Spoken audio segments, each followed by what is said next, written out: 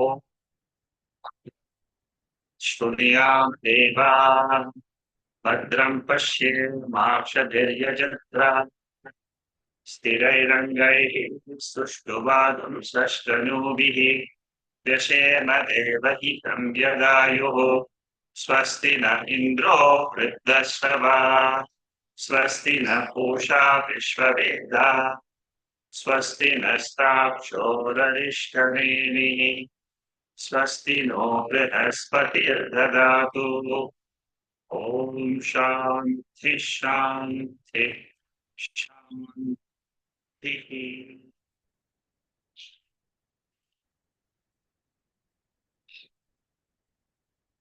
We are studying Mandukya Upanishad, the Shankaracharya Bashyam, the second chapter. We are in the 17th Karika today. And when we study Mandukya Upanishad, we should remember there are 3 stages in spiritual journey. The first stage is called as śravaṇam. The second stage is mananam.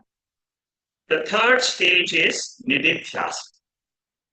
So, in these 3 stages, the spiritual essence of the Upanishads, they get revealed. So many seekers, when they listen to Mandukya Upanishad the first time, they say that we have heard, but nothing is happening. As far as I am concerned, I am still the same. I don't really understand. I have understood the scriptures, but it has not gone deep within me. So the problem is the obstacles which we have in assimilating this knowledge, for which we need another 2 processes. The first process is called as manana, and the second process is called as nididhyāsana. So in śravaṇam, we understand the Upanishads. In mananam, our mind automatically starts understanding what we have heard. It will throw up certain doubts. It is very, very natural because the vision of the Upanishad is totally different than what we think about the world. So allow yourself for mananam process, and after the mananam process, your intellect has to say, I am what the Upanishad wants me to think what I am. Today I have a certain view about myself and the world.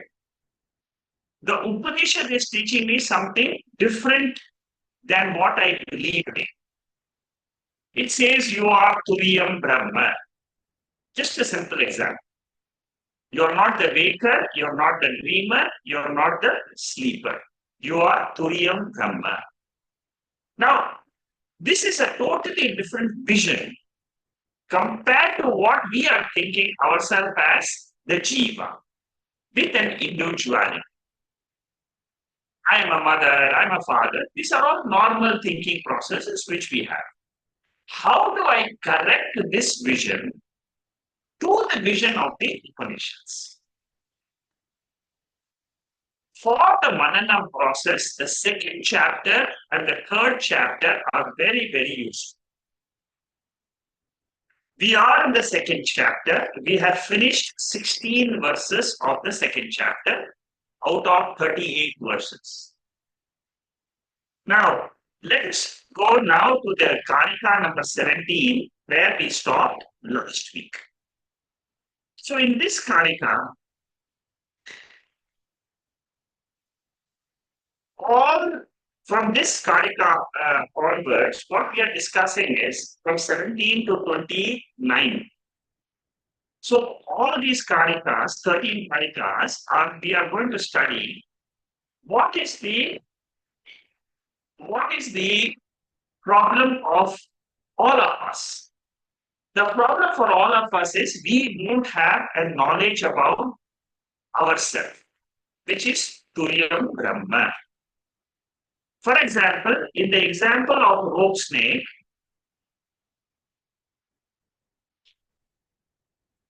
the Shankaracharya says, because I don't know the rope, which is its real nature, what do? I project a snake or a water line or a pipe on the rope. So similarly, Gaudapadacharya says,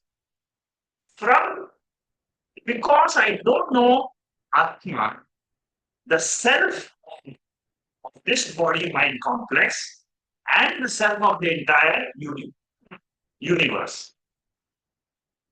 Because of the ignorance, I imagine myself to be a jiva.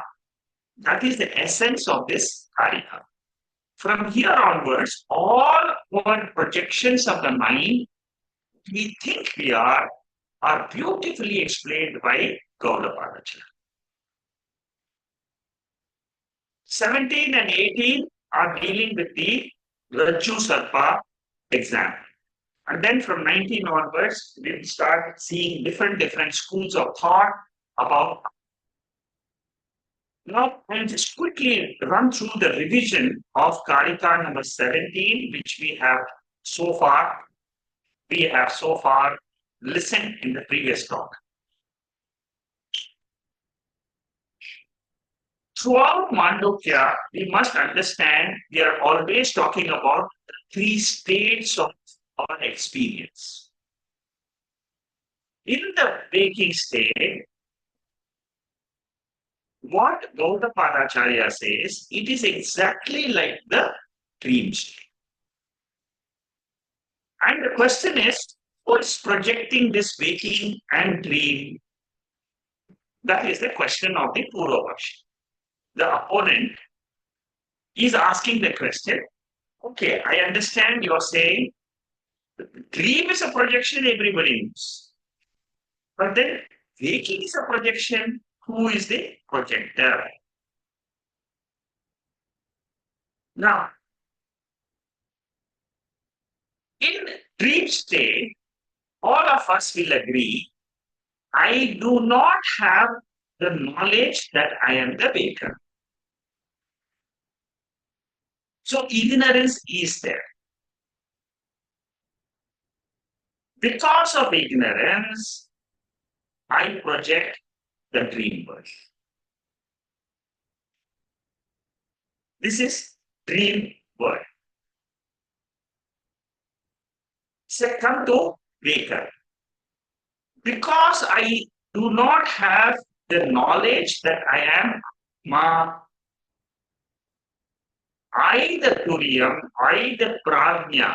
Prajna means the sleeper. The sleeper is projecting this body-mind complex and the waker's world. When we come to Prajna, the sleep state, the jiva merges with Ishvara, which we have studied before. In the 5th and the 6th mantra of the Upanishad, the Upanishad says that during sleep, I merge with pure consciousness or Ishvara. Ishvara means it is the Karanam part of Nirgunam Brahma. Nirgunam Brahma is called as Turiyam. That Brahman, that pure consciousness doesn't have any waking state, dream state, sleep state. But that pure consciousness, when looked at from the waking state, dream state, and the sleep state, we say there is Māyā Shakti in the Nirgunam Brahma, which appears as Prajna Antaryami. Okay, so the three states we are analyzing: waking, dream, sleep. What Upanishad says is the sleep state is the Karanam. for the waking state and the dream state. In the waking state, the waker is called as Vishwa. And what is the world which is experiencing? World of Virat. Virat is a sthula prapancha, the gross prapancha of that Ishvara. That Ishvara has got Shakti. But that Shakti is projecting this entire waking world. That Shakti is itself projecting the dream world through the waker. Okay, so second pada and the first pada are projections of one prajna. This we must understand. One prajna, one sleeper projects both these prapanchas. It is a projection. Basically, what we should understand is that we all understand dream is a projection of our mind. Similarly, waking is also a projection. Who projects? How does it happen? We will be able to slowly accept the concept of Ishvara. Just a quick rundown of Mandukya Upanishad. Every time when I talk about Mandukya Upanishad, I would like to keep this chart in front of you. This chart is a summary of the 4 chapters. Mandukya Upanishad, the first chapter consists of 12 mantras of the Upanishad and 29 karikas, which we have finished. We are in the second chapter where we are saying that there is one word, Pancha Upashamam, which describes the Turiya Avastha. By fourth state, it is described as Prapancha Upashama. Prapancha Upashama means what? It means that the entire world ceases to appear in the sleep state. We all have the experience. We are only giving explanation to our experience. That's all. So, because this world which I experience, it ceases to appear for me. Therefore, the second chapter says the world of experience of our waking state is false. False means what? In Upanishad, false means vidyā. Vidyā means it has got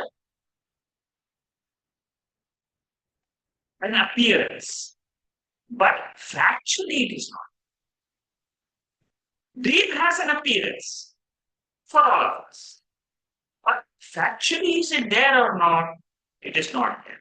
Similarly, Mandukya Upanishad, this is a very bold statement of Mandukya Upanishad, through which it tries to reveal my real nature. The third chapter is 48 verses, which talks of Advaita. Advaita means that pure consciousness alone is. The Turiya alone is. What about the word? Word is a karya. It is an effect. It is not the karan. World is not the karan. My body is not the karan. Karana means cause. So, they are projected, but they are not factually there. What is real then? What is real is Turiyam Ma. And then the last chapter is about how do we stand on our Dvaita principle and negate all other schools of it. That is Alata Shanti Prakarana of 100 verses. It is the biggest chapter, but right now we are in the Vaidakya Prakarana. Now, in the 6th mantra of the Upanishad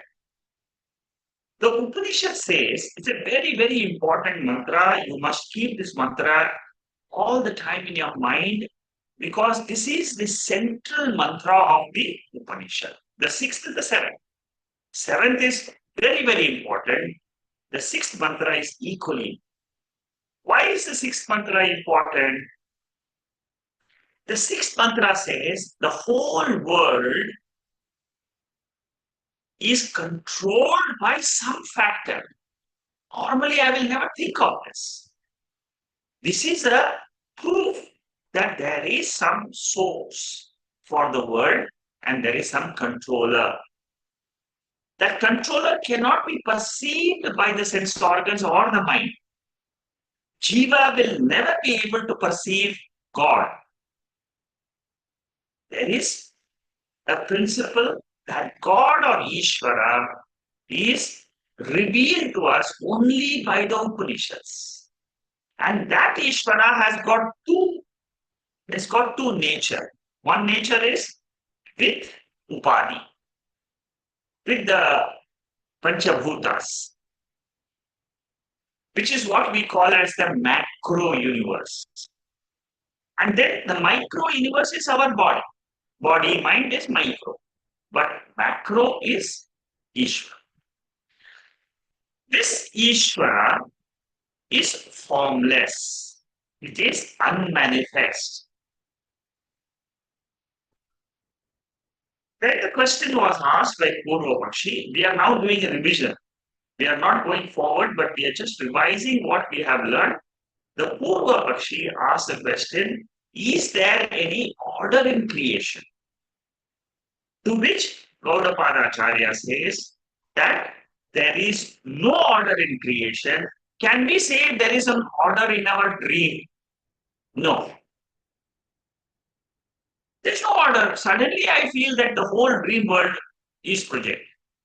Similarly, this entire Jagat, consisting of galaxies and stars and 7 billion people, all that is projected.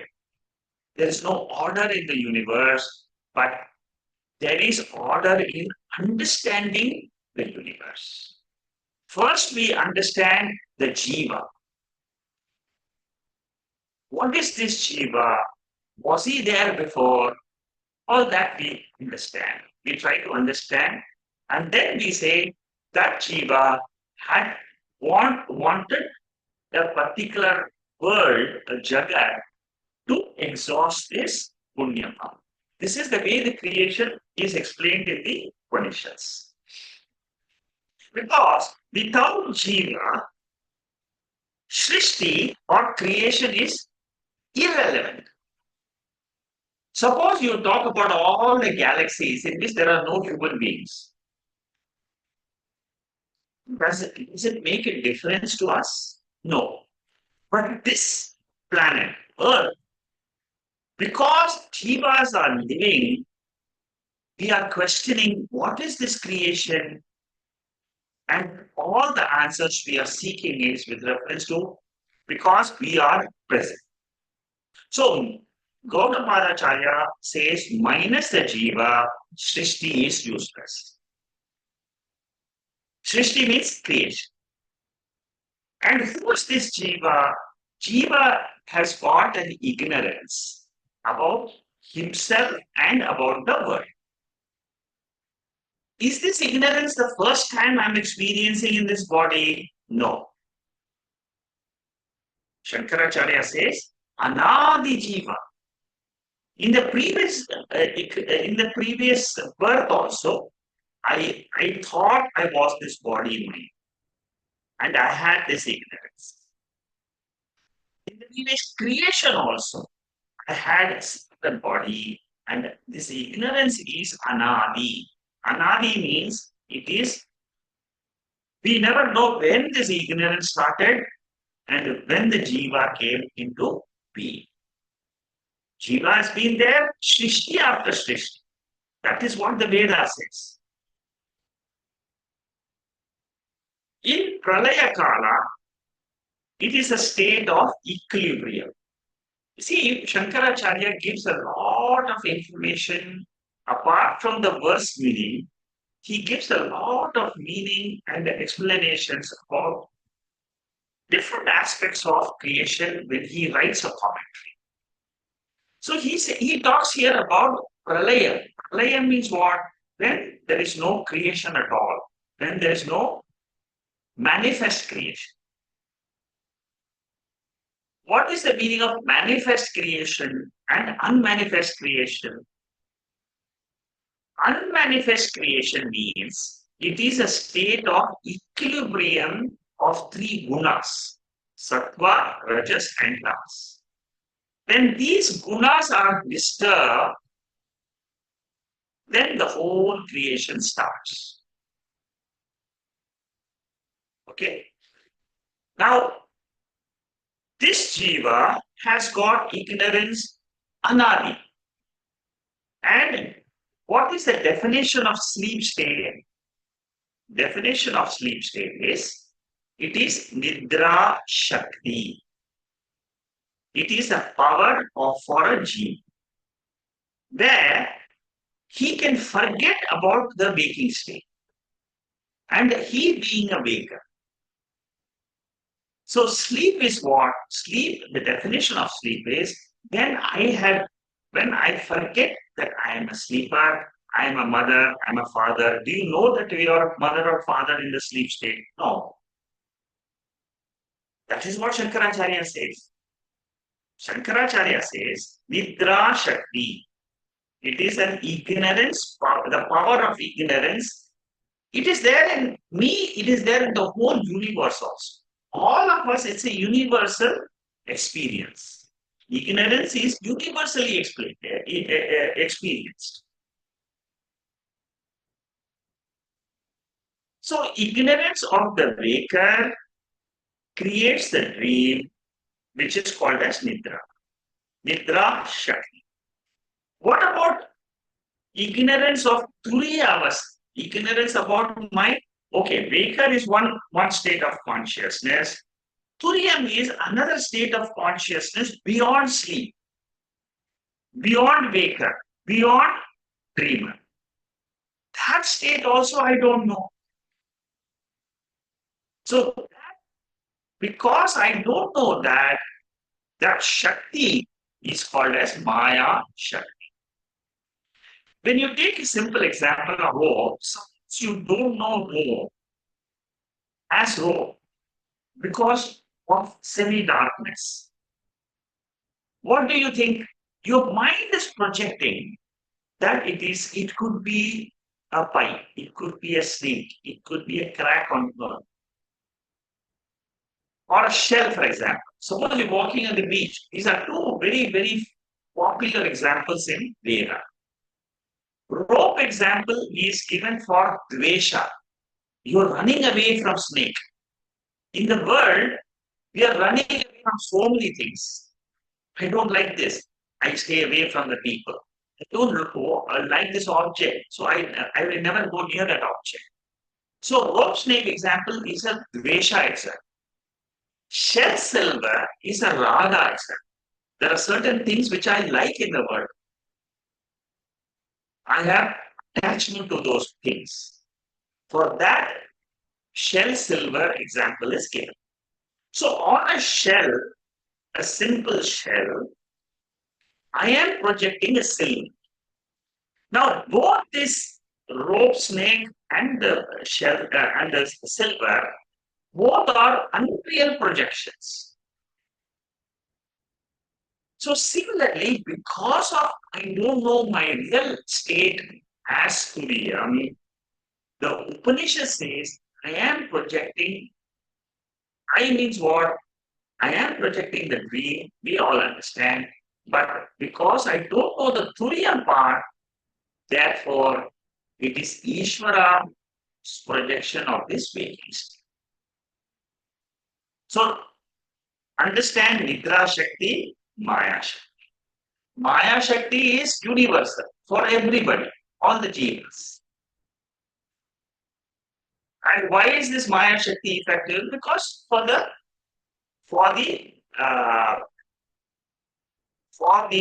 fructification of the karma habits.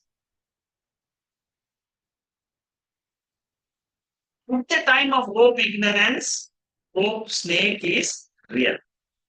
At the time of Turiyam ignorance, the waking state and dream state is real.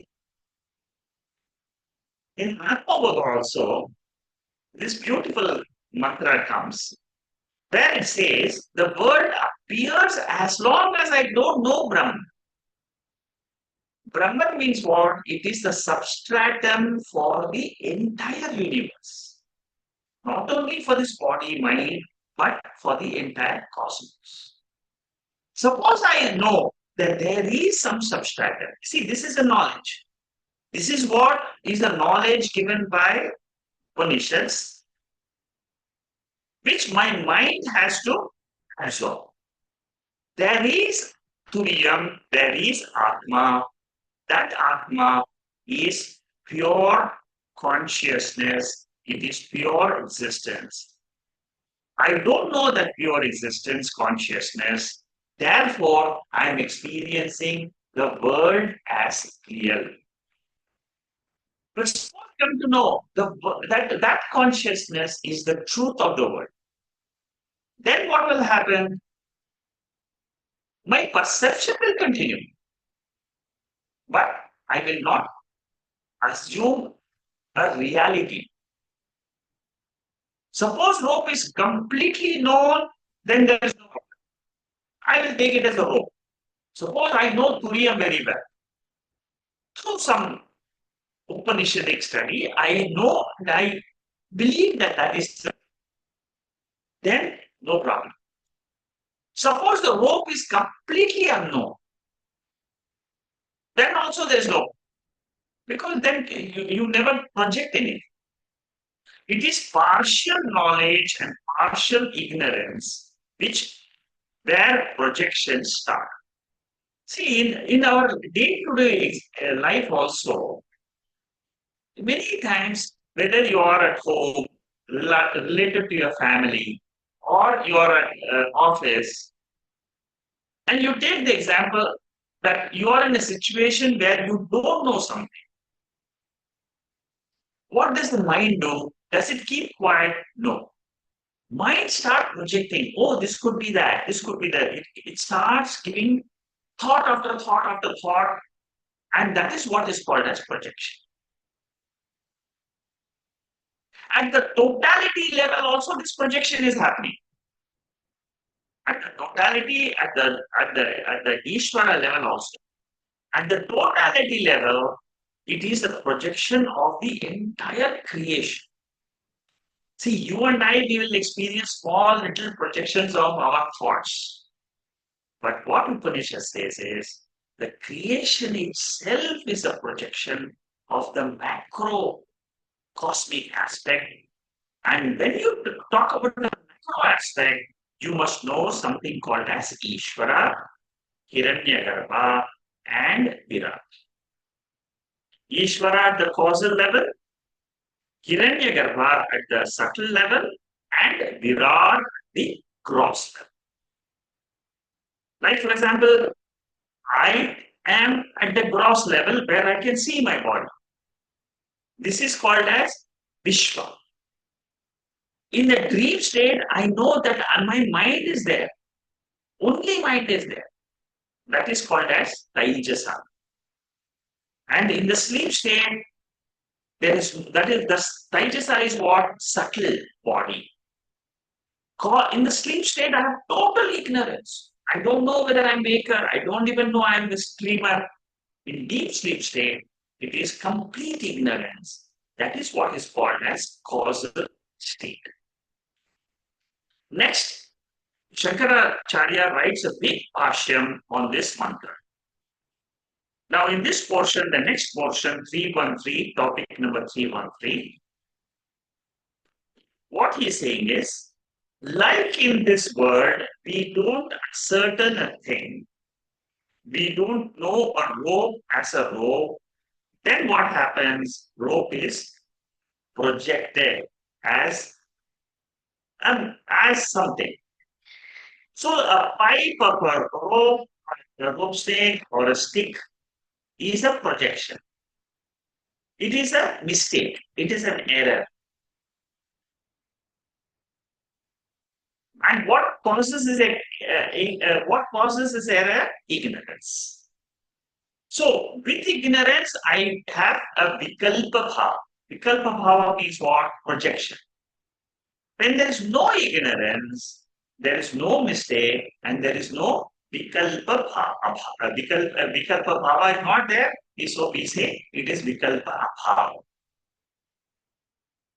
So when you don't have vikalpas, what does it mean? You are pure consciousness. You are just aware of the world, and then you see different bodies having different experiences. That's all. That is the view of a jnani.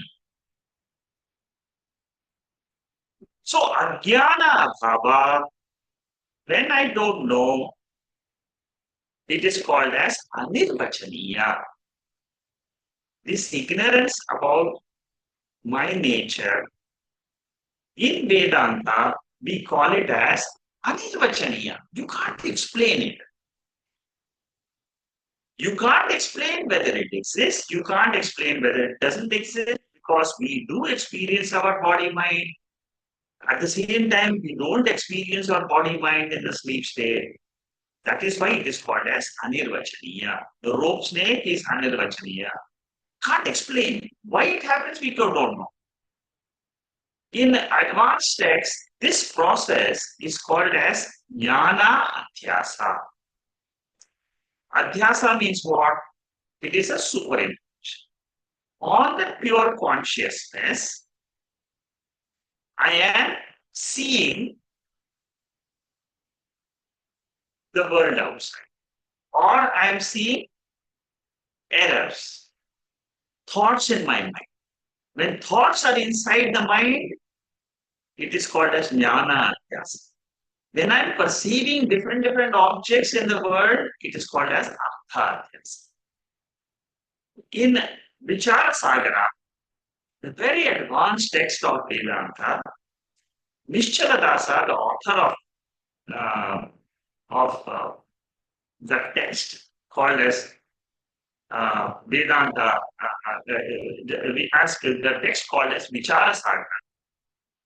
So he says, if you understand this process of Adhyasa and Jnana Adhyasa, this superimpositions of knowledge and objects, then what will happen?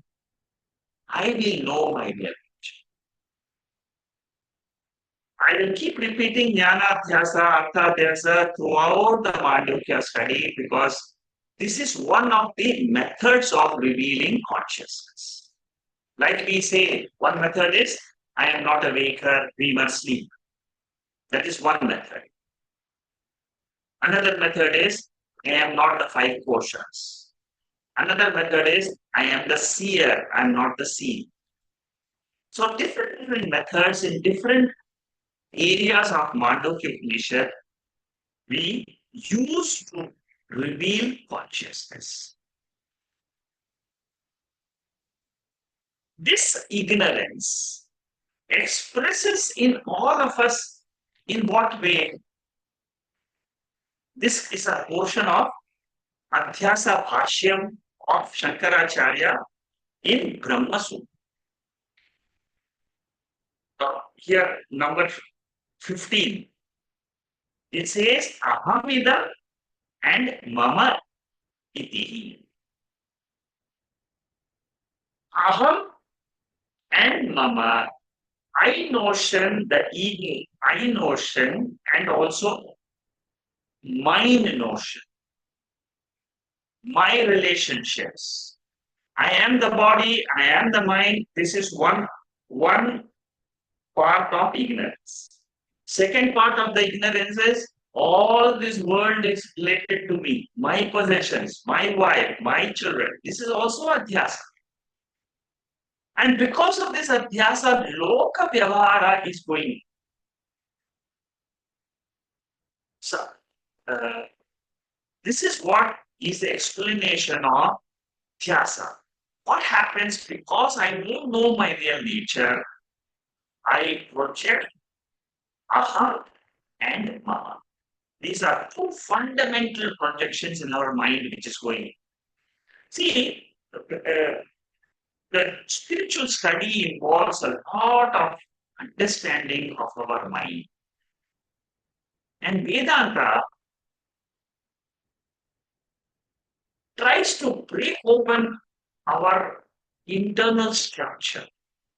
What happens inside my mind? There is no other. See, modern psychology does does a lot of research on the mind, but the Vedic research on the mind is totally different. So, one Atma, because of ignorance, appears as the jiva, appears as the word, and appears as Ish. The jiva aspect is rajoguna. Constantly the mind is thinking throughout the day.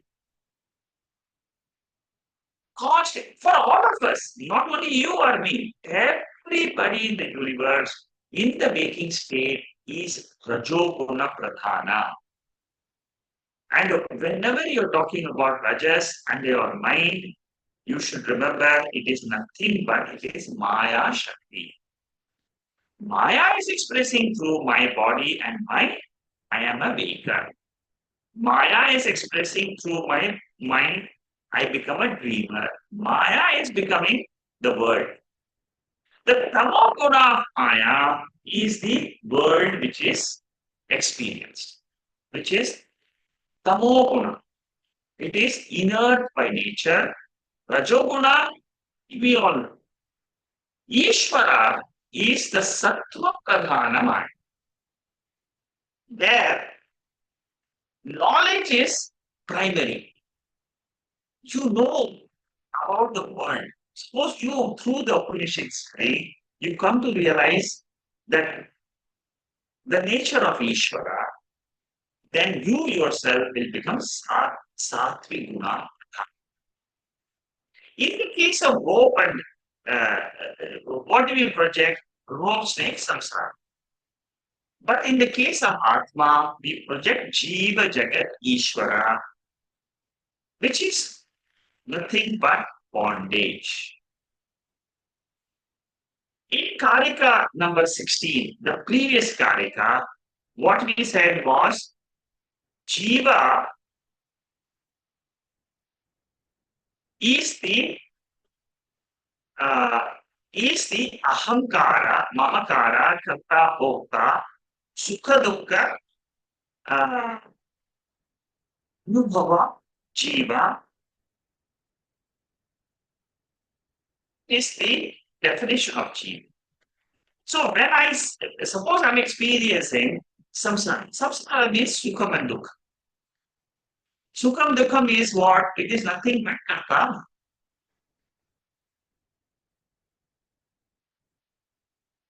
We have only covered this. Karanam is the third pada, Karyam is the first two padas. Vilakshanam means what? Beyond these three padas of waking, dream, and sleep, there is a fourth pada, which is Turiyam. See, this topic of Turiyam is extremely subtle. It takes time for us to get this depth of the nature of Turiyam. It takes time to understand the depth of nature of Turiyam. That is why manana and nididhyāsana, they help in this understanding of Turiya part. What is the nature of Atma is what we are trying to understand in these verses, in this 17th verse and the 17th Karika. What Shankaracharya now next says is Atma's nature is not karta bhokta. It is akarta. So, pure nature of Atma, the nature of my real nature as the pure self, is not this Jiva Jagat Ishvara format. It is not waker, dreamer, sleeper format, but it is pure consciousness, pure existence. See, Shankaracharya is trying to reveal to us our own experience as the pure state of existence and consciousness. We all experience it. In our sleep state, we are nothing but this pure consciousness.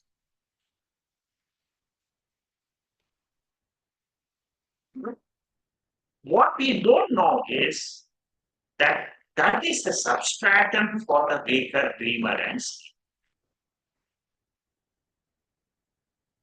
The moment I come to know that that is a substratum and my mind is able to accept it, then what happens? This waker, dreamer, and sleeper becomes falsified. Like the rope, which was taken as snake, like a stick, gets falsified by the knowledge of the rope. Similarly, by the knowledge of Atma, this wrong notions of Atma are eliminated. Okay. There is one mantra, one karika, which I am quoting here, is which Shankaracharya quotes. And he says, Vishwa is in the, if you want to know where is that Jiva, he had given us these points where we can meditate and realize we are the waker. The waker is in the right eye, the dreamer is meditated in the mind, and the sleeper is meditated in the heart. But beyond these 3 points, there is a fourth entity, which is Turiya. So by the knowledge of Adhyasa, you can understand Turiya Atma. That is why Shankaracharya's Advaita Bashyam is extremely important. So with this, we finish the 17th Karika. Now we are going to 18th Karika. 18th Karika, let's listen to Vidyā, how she chants this.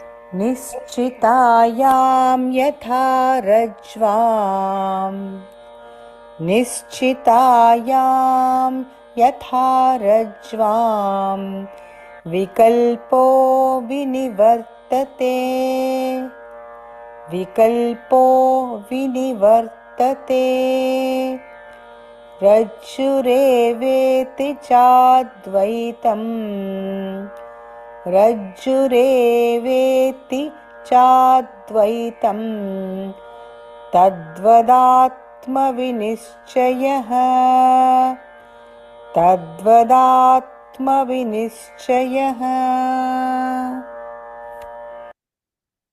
The 17th Karika, we discussed the problem of ignorance. Because of ignorance, we are projected. Now in the 18th Karika, Gaudapadacharya says, by the knowledge of rope, all the illusions of the snake are broken. In the previous one, we said there are 3 projections. There's a projection because of ignorance. The rope is taken as a stick. It is taken as a snake. It is taken as a pipe or water stream. So different projections are there.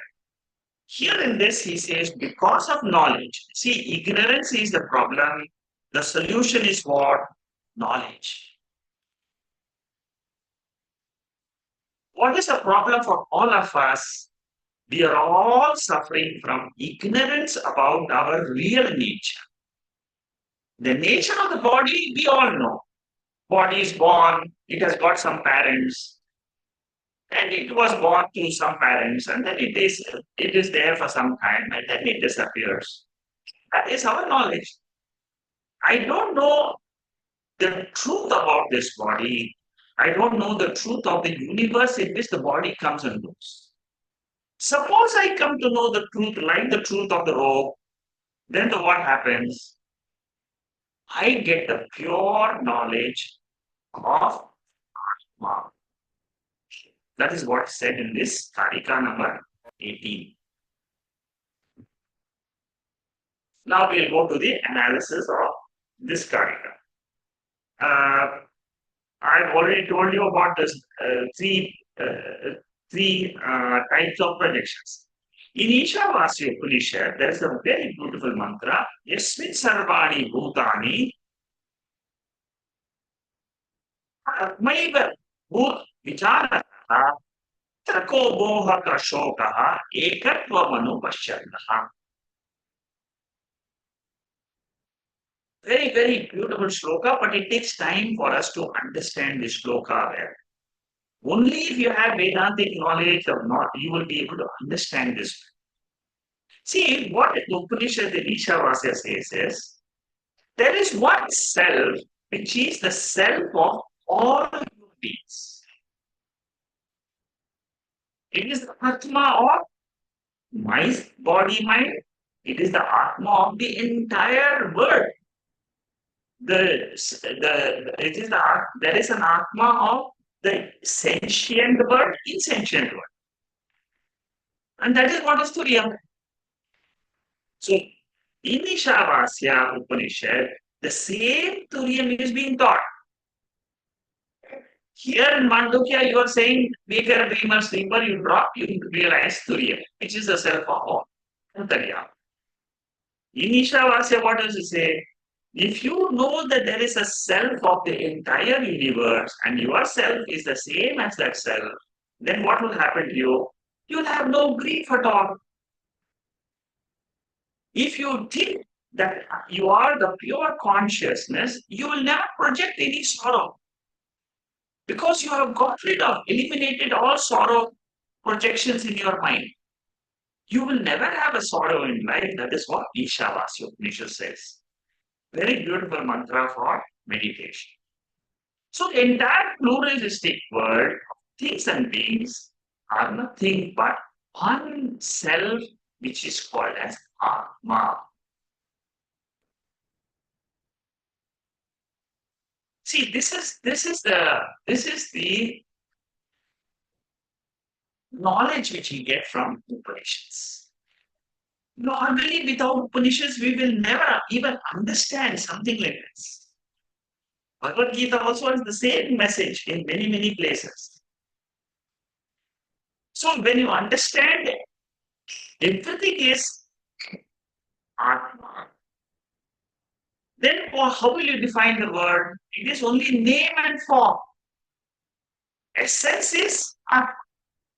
Word I am giving a name and form only for transaction purposes. You are given a name for transactions.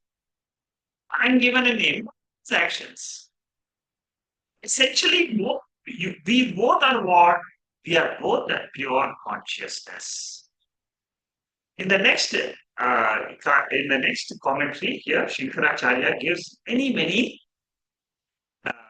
Upanishadic quotes. I will give you all these quotes: Bradhanika Upanishad, Chandogya Upanishad. I will give you all the references.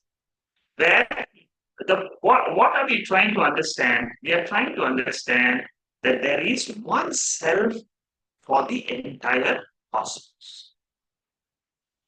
Chandogya Upanishad, Mandukya Upanishad, Bradhanika Upanishad is what Shankaracharya is quoting. I'll go one by one.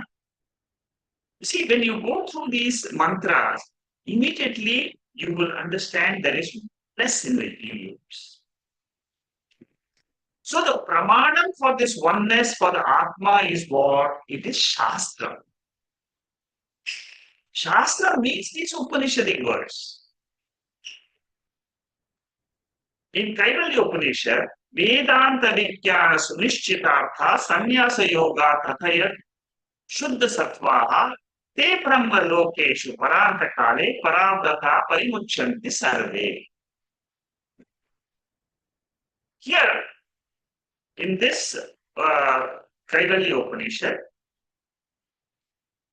it says that all jivas are liberated time of death if they know that they are the self of the universe. The pure-minded True renunciation. See, Vairagyam that is why it's one of the biggest qualifications for an adhikari.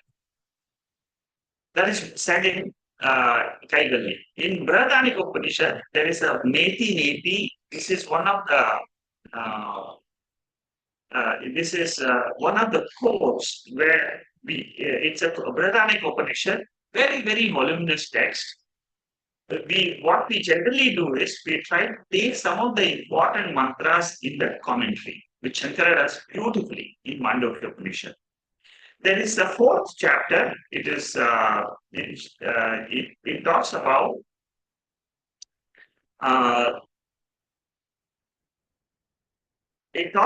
Murta Prapancha, which is called as Antaryami Brahmanam, which is the second and third chapter. These chapters, they analyze the nature of the universe. In this particular mantra, not this, not this. Neti Neti. This is one of the places in Brihadaranyaka. There are three, four places where Neti Neti is mentioned. Atma is what? You cannot define Atma. You can only say, this is not Atma, this is not. By doing that, we get the clear meaning of, like we say, headache pill. Headache pill doesn't mean a pill which will give you headache. A pill which will remove the headache. Similarly, Neti Neti is something which removes the Anatma portion and gives me a clear knowledge of Atma.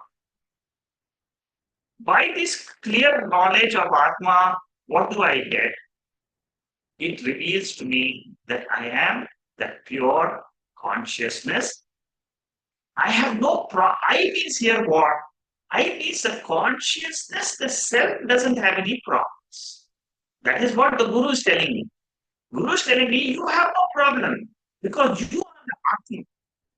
From the Guru's vision, from the Upanishadic vision, Upanishad vision of all of us is we are all pure consciousness, we are pure existence. We are not Jiva, we are Turiya Atma.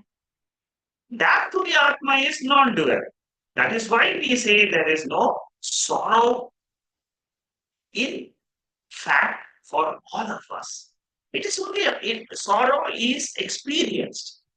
It is Māyā. It is vidyā. In Chandogya Upanishad,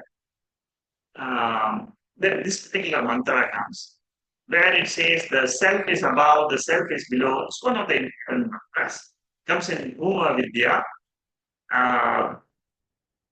Again, description of the self. It is the self of the universe. See, in all these mantras, you should understand there are two ways in which we can look at Atma. Either at the Veshti level, I drop my three bodies, gross body, subtle body, causal body, and I claim I am the three. Or at the gross level, or at the Samashti level. In the Samashti level, we say the world is vidyā. There is only adhisthana for the world, which is pure existence. So this is one of the important mantras in Chandogya. Brihadaranyaka Upanishad, Shankaracharya quotes.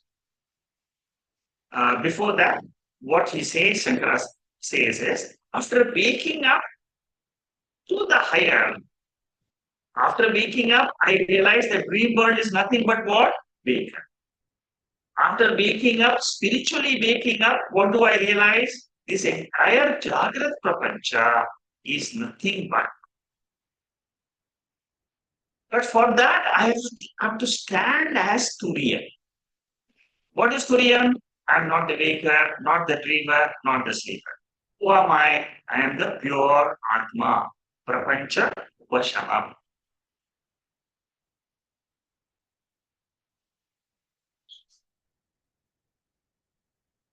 So this Atma, in this Madhu Brahmanam, in Brihadaranyaka Upanishad. All these are quotations. See, these are all. That is why we study when we study Mandukya Karika, when we study the Bhashya. Shankaracharya quotes all this and makes this Upanishad and the Karikas much more revealing for us. Upanishad is only saying, I am not a waker dreamer. But then these Karikas and Shankaracharya's commentaries, where he quotes so many mantras, they help us to understand our nature. Apurva. This Atma is without a cause.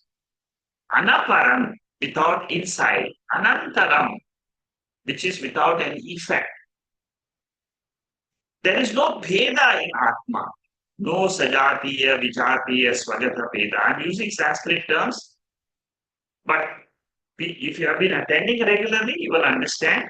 Sajatiya Bheda means within the species, a tree and a tree. Vijatiya Bheda means a tree and a stone. And Swagata Bheda means what? Inside the tree there are plants, fruits, leaves.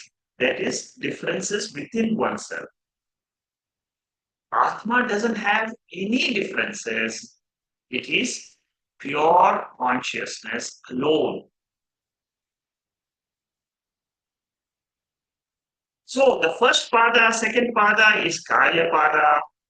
Karanam is the third sleep state. Sleep state here means what? Ignorance. And beyond the ignorance, there is Turiya pada.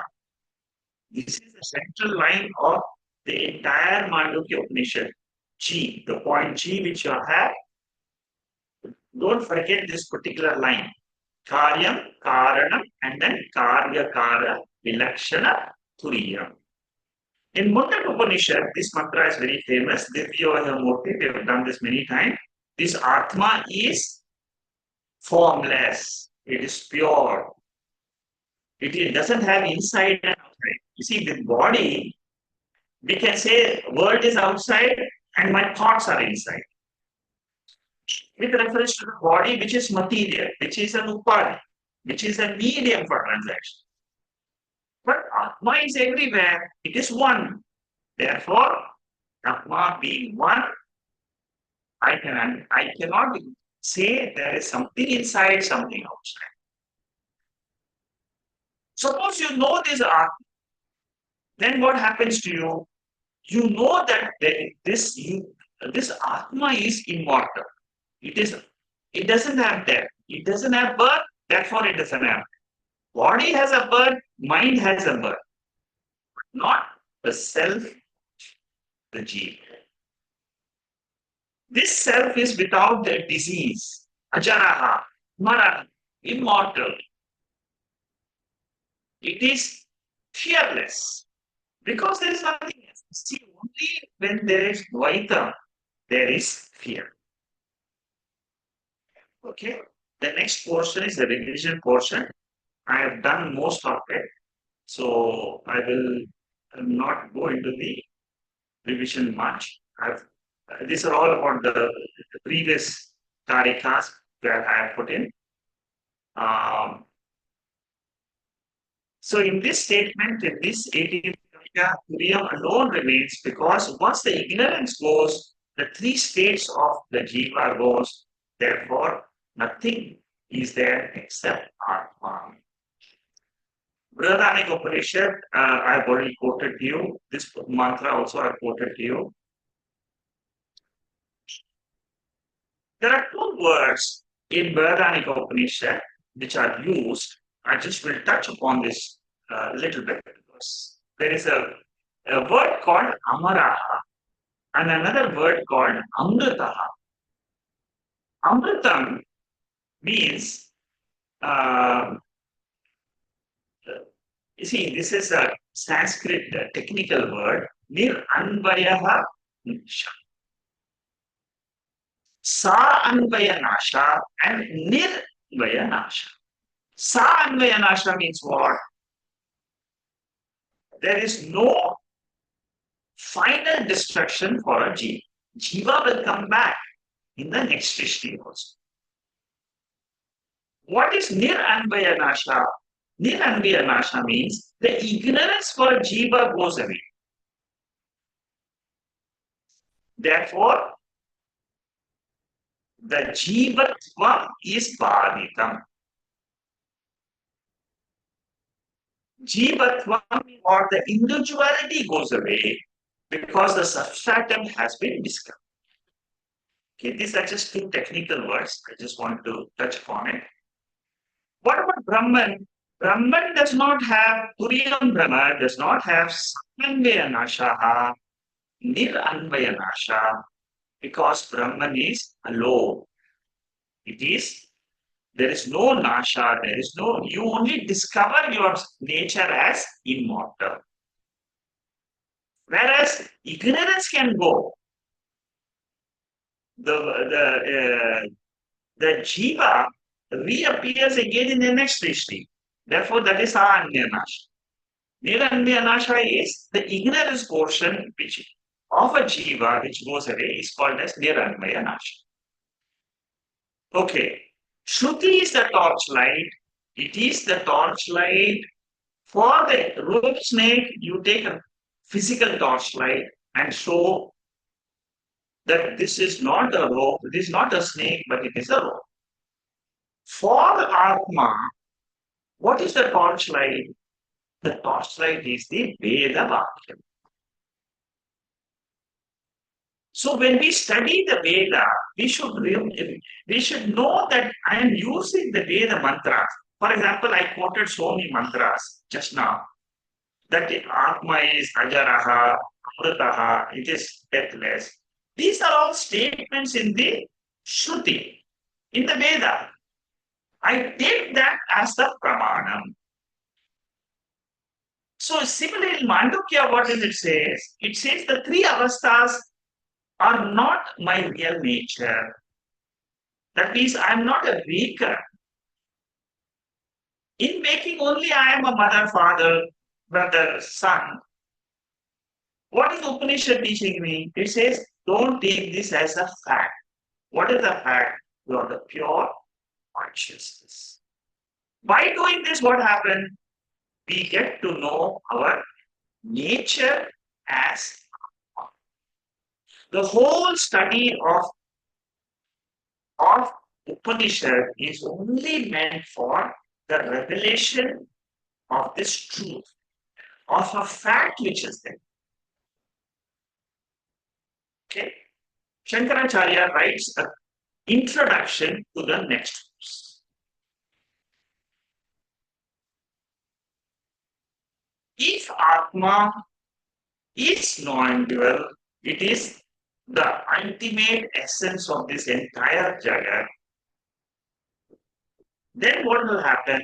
There will be no change in that at all. That means this Satchidananda Rupam is a Swabhava.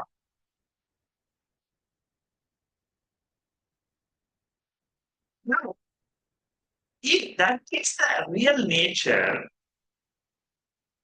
of me in this entire universe, if that is the nature, how come I am experiencing and how many theories are propagated in different schools of thought?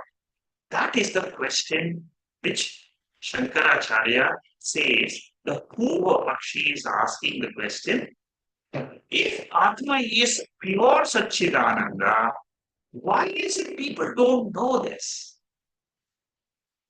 And why people think that Jiva, Jagat, Ishvara, with infinite forms, is taken as a mistake. Why is this taken as a mistake? It's a universal mistake. It is not one mistaker, but it is a universal mistake of everybody. So in Atma, there is a mistaking which is happening. It's a process.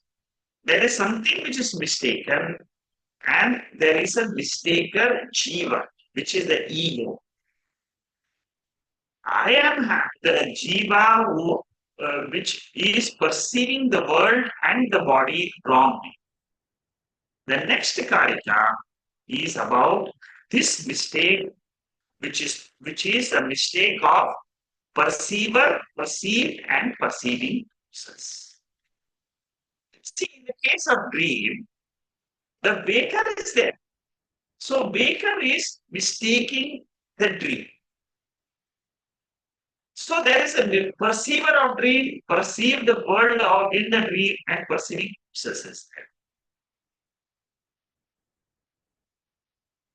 Dream I can understand, but when it comes to waking, what we should say is there is a Shakti, which is ignorance, which is Mula Vidya. We have discussed Mula Vidya, but he's putting it in, Shankaracharya is putting it in this form. What he says is this ignorance of Turiyam, because of this ignorance, there is a Triputi. Triputi means what? Perceiver, perceived, perceiving process. Means knower, known, knowing process. That Triputi is nothing but it is a Māyā projection. See, Shankaracharya says in Advaita Vedanta that at the time of birth itself, we have adhyasa. It's a big topic. I just want to tell you that at the time of birth itself, we have adhyasa. Not only at the time of waking. At the time of waking, yes. Every day we wake up and immediately we say, I am the body. That is adhyasa. But what he says is, at the time of birth itself, there is adhyasa. And this adhyasa has been continuing in us birth after birth. Now, this portion from 19th topic, 19th Karika,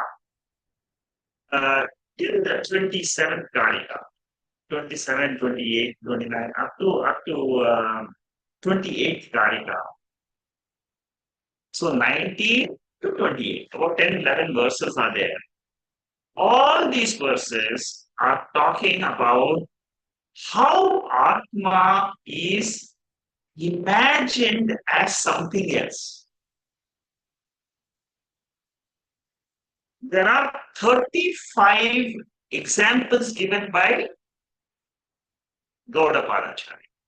We will go to all this. 35 ways in which Atma is being seen by so many philosophers who existed during his time. Just to give you we'll start with the 19th, just to give you, we'll start with this, and then you'll see how it flows. In next 2-3 weeks, we will be studying this portion. How Atma is mistaken as the mind, as the body, as the indriyas, as the waker, dreamer. So many things are being discussed. The art in this, okay, let me just play this verse. Pranadebhiranantaischa Pranadebhiranantaischa Bhavairetaiर्विकल्पितः Bhavairetaiर्विकल्पितः Māyaiṣā tasya devasya Māyaiṣā tasya devasya Yaya sammohita swayam Yaya sammohita swayam. So here in this verse, he says, people mistake Atma as the prana. Very true. All of us will say that this prana is there, therefore the body is alive. Nobody says Atma is there, the body is alive. Atma is the ultimate substratum. for the whole universe. We will study this mantra and then all these examples. There are 35 examples which are given of a mistake which is committed by all of us. Not today, but many of us, we'll be able to appreciate these examples. Okay, because some of these are still common to all of us also. So I'll just give you a broad idea. What are the things which they give us in these 35? It talks about prana. It talks about gunas. Prana is talked about by Vaiseshikas. Bhutas are talked about by Advaitas. In the 19th verse, we are only talking about prana. We're starting with prana. Then we are talking about gunas. We are talking about different tattvas and so on. So we will start with this verse. In the next week, we will continue this. Page 1509 and Karika number 19. So we'll stop today. So with this portion, we will be starting a new section, the second chapter. So far, we have covered why in the first, we have covered in the first 10, we have covered the dream aspect, it is mithya, first 3 verses. Then from 4th mantra onwards, we said that waking state is also mithya. Waking state is mithya exactly like the dream world. Now that went on till the 18th verse. In the 18th verse, we talked about the crop. Why do we consider there is an ignorance problem? Like there is an ignorance problem for dream, there is an ignorance problem for the waking state. The ignorance is of not of the jiva, but it is ignorance of that turiya. There is a substratum, there is a self for the body, mind, and the self for the entire universe. Ignorance of turiya Atma is the cause of waking state. I'm sure all of you must have understood that. If you're still not understood, you can always ask questions. You have doubts, you can ask.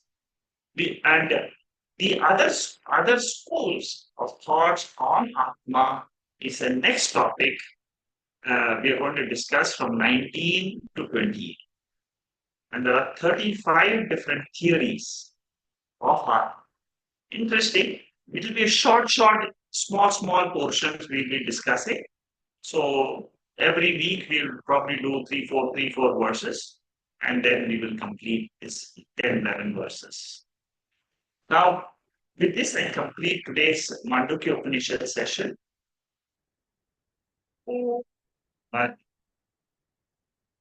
Idam Purnaya Purnamudachyate Purnasya Purnamadhaya Purnameva Vasishyate.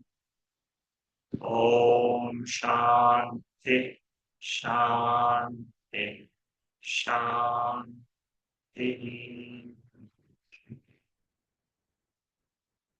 If you have any questions or anything about today's talk, you can unmute yourself and you can speak. Shikhaji, pranam. Yeah, Shah. Hariom. So yes, as usual, wonderful class. Just really, I was just wanting to reflect with you on, you said, the snake rope and the shell silver. So one represents is it rāga, dveṣa component or only dveṣa? Yeah, you see, there are 2 things which we know, which happens in our life. One is rāga. Rāga means it is attachment. Correct. So we go towards certain objects, certain beings in the world. Mm-hmm. So that is all representative of the shell.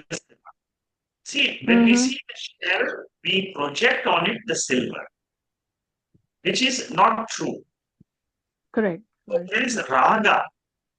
Mm. Rāga means what are, you see, suppose there is an object, there is a beautiful car, and then on that car object which is there, I project that if I have that car, I will be very comfortable. I will be regarded very well by my neighbors.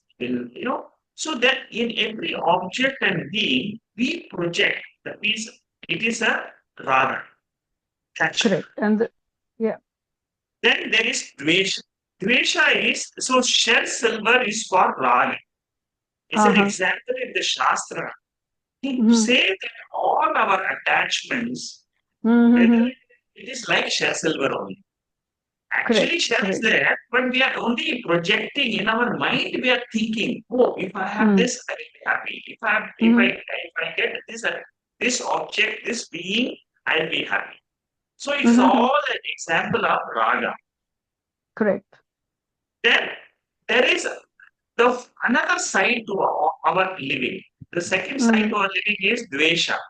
Every time when we in the world, either we are running towards certain things or we are moving away from certain things. Correct.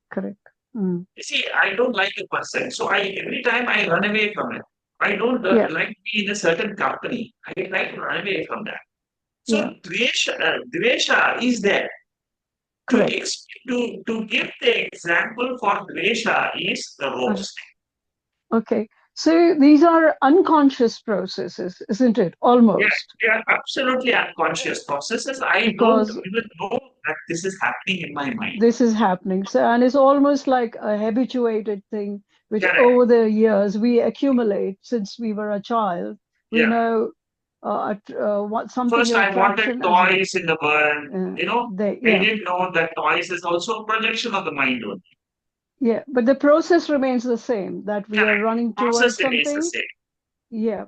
Now, so all of our Vedantic knowledge, or from the Upanishads or Bhagavad Gita, what our scriptures are telling is to be aware of this process. So, for example, when especially your meditations, it is almost like you very gently get drawn into almost like a transcendent, for a little while, you're not aware of any of the processes.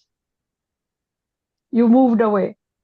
That's right. See, that is the goal of every meditation session, where you try to drop all your attachments to the world and try to remain as Atma, or as pure consciousness, as pure awareness.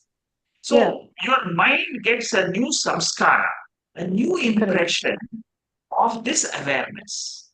And would it be that over a period of time doing this, so I don't need the guided meditation, does it automatically then, like for yourself, for example, it naturally must be in that state? I'm just imagining that because you've been meditating for a while.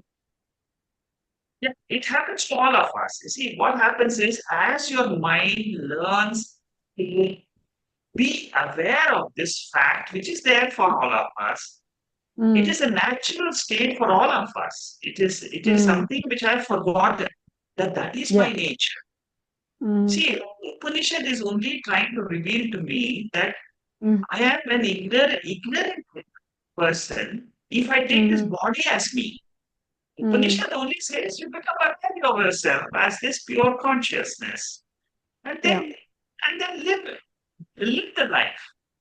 You can still live the life as a jiva, as a person, as a mother, father, son, daughter. All this will go on, but at the back of your mind, you will be having freedom. Yeah. This freedom while living is what the goal of Upanishad is. Correct. Yeah. See, now, And now you will be able to appreciate this freedom. Little by little, you're trying to understand what is this freedom. yeah, You know, earlier I used to be carried away by my mind. yeah. But now So I'm trying to take one step back. correct. Just one more question in reference to this, that what is it that despite the fact, like, I mean, I've been attending your classes and, I'm aware, I definitely have embraced the knowledge that there is my usual mental processes, these are not real, and there is something beyond which is much more real within me and my experience. What is it that holds me? For example, meditation, I know is a very, very beautiful practice whenever I do it. But why doesn't it become like a very strong sankalpa? I would love for it to be where, regardless of what is happening in my life, I never miss my meditation. But as of now, I don't know what is as an obstacle. So I want to know what is an obstacle. Obstacle is Maya Shakti. Am See, I there is a, creating it, or it's you are not creating, it is there in the world. See, this body is born out of this Maya only. mhm, Our body is inert correct? and it doesn't know itself. Mhm, Maya Shakti is it is an ignorance. It is the Maya Shakti is this three gunas. You know, mhm, sattva, rajas, and tamas. Now, mhm, tamas and rajas are the problems in Maya Shakti, because of which I am not able to hold on to the thought that I am the. mhm, mhm, mhm, That is why you're trying to make your mind more and more sattvic by doing all these exercises in mhm, meditation, in understanding the scriptures more and more. You're making your mind sattvic. So what mhm, happens is you are definitely becoming purer. Therefore, mhm. you feel that there is I've learned so much in these sessions. Yeah.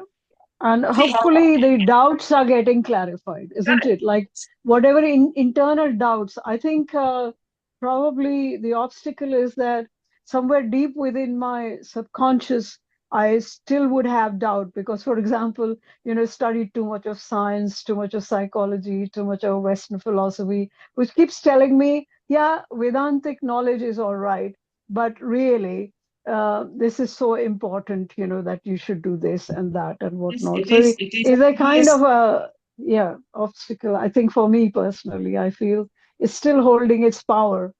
yes, it is our mind. Mind is Maya.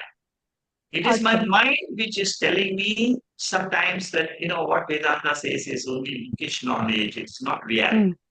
Mm. Mm. Unless until the mind gets uh, is able to see this awareness, experience this awareness Correct. uh, at a certain level of appreciation of this heart. See, we all hear about Atma. The second process is mananam and nididhyāsana. Correct. That Correct. takes Correct. some time for it to mature. There See, is no mananam we can process, yes, consciously will. Can we will that? you can build it in the sense you can say, I would like to do more and more mananam. So automatically your mind will start uh, trying to uh, clear that out within the mind itself. Oh, Atma is eternal and Yeah. the body is ephemeral. So Yeah. Upanishad says, I am eternal, I am not ephemeral. Yeah. So So it's very funny. this is the type Yeah. of things which will happen in your mind. Yes, it's so funny, Shekharji. Even while you're describing the Upanishadic and even during your meditation, as to how the final unit of like how it comes down to Om. And you know what I was thinking as simultaneously? I said, oh, that's like chemistry analysis. You start with a substance which has a contamination impurities, then you further analyze it, it becomes like uh, two hydrogen atoms and one oxygen atom.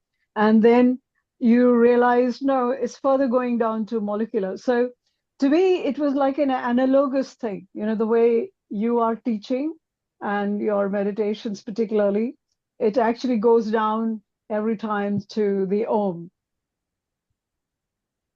So, but the Correct. comparison Om I'm is making is with the science. Can you see the madness of it? Why must that be there? It's so unnecessary. It's unnecessarily poking its nose. yeah. But anyway, that's the way we think, So don't worry about it. Let the mind think, but Okay. slowly it will. See, you should realize what are we discussing? We are discussing a reality which is there. We are Yeah. not we are not trying to imagine something. Correct. We are Correct. only and for this reality, we are using Veda as a source of knowledge. Yeah. Like I'm using my eyes to see some, using my ears to for Yeah. the sound. Suppose I hear a good music, I say that is a good music. Yeah. How do I say it? Because I'm using my ears. So Correct. similarly, I'm using Veda to Yeah. say what I am.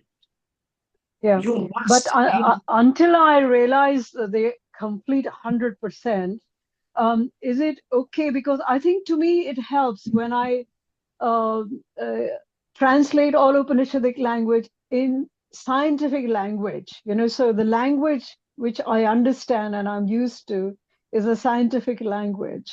So it's okay to translate it into that language because it helps me to consolidate the language which I'm sure. using. Yeah. Please go ahead. Yeah. Okay, thank you. Thank you so much. Thank you. Thank you so much Anybody for your else time. has a question? Thank you, Shama. Yeah, Nandu, go ahead. Hari Om, thank you, Yeah, sir, Hari for Om, today's Nandu. Yeah. session. Yeah, no question on the Mandukya Upanishad part, but just a query about like meditation. I think I might have missed in the previous session a 16th mantra of Kavilya Upanishad. You mentioned something about Mahavakyam there. So is it Yeah, like Tameva Tat word is like linking to that's correct. Tatvamasi? Yes, you are Okay, right. That's the verse. okay. You see, whatever is there in Atma, it is there in the world. And whatever is there in the world is nothing but Tvameva tat Tvameva. You are that consciousness in which the entire universe is coming and going.